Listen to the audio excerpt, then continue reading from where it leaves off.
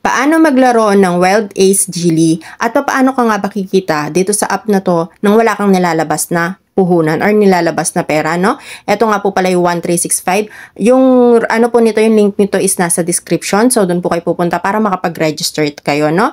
At bago po natin umpisahan yung pag-uusapan natin kung paano ka kumita, kailangan po malaman nyo muna po ito, no? Itong ating 1365 po ay under siya ng PAGCOR, no? 1365 is a registered trademark, brand, and business name is Skyline Nexus Corporation Incorporated, regulated and licensed by the Philippine Amusement and Gaming Corporation or PAGCOR. So, ano po siya? License po siya ng PAGCOR, no? At ito po yung mga hindi pwedeng maglaro ng games na to at hindi pwedeng mag-affiliate, no?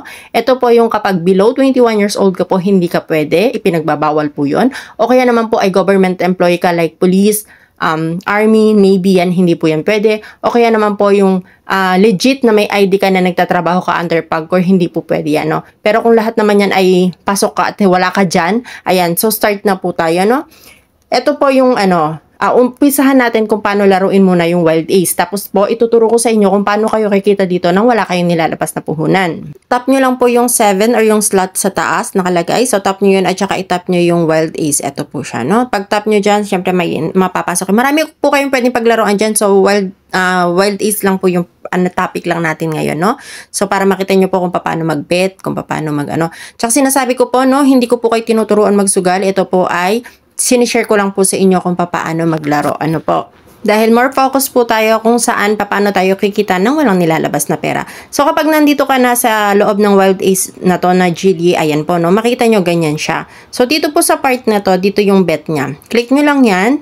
Pagkatapos makikita nyo yung 1, 2, 3, 4 hanggang 1,000 yung pwede nyong i-bet. Depende dun sa laman ng deposit po ninyo, no? So, ayan, magpe-play na siya. Pwedeng taasan, pwedeng babaan. So, pipindutin mo lang yung spin niya. So, magpe-play na siya. Then, makikita nyo dito sa may part na to, yung, yung win mo, no?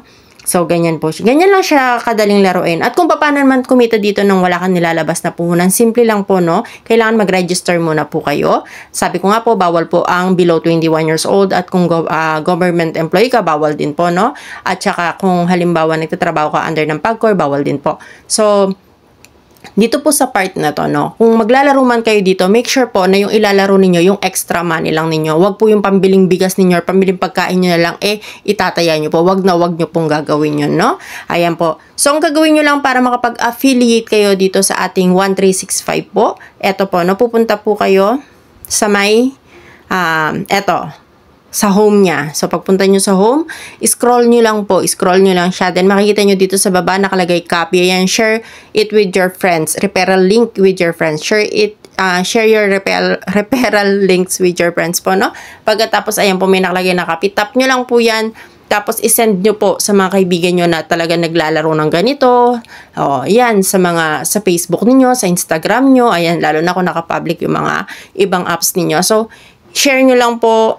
Para noon kapag naglaro sila, yun talaga mapepera. Ayan. So, bawat laro po nila ay may makaka-receive po kayo ng small commission po. So, kaya kikita ka po dito nang wala kang nilalabas na pera. At pwede ka rin naman po maglaro dito gamit yung bonus na galing sa may Money Rain. So, sana po naka-help ako. Basta sabi ko po, hindi ko kayo ini-encourage na magsugal. Wag na wag po kayo magsusugal kung ang pera lang ninyo ay para sa pagkain nyo. Ngayon, kung may extra, okay lang po. Parang pastime lang. That's all for today's guys. Thank you and God bless.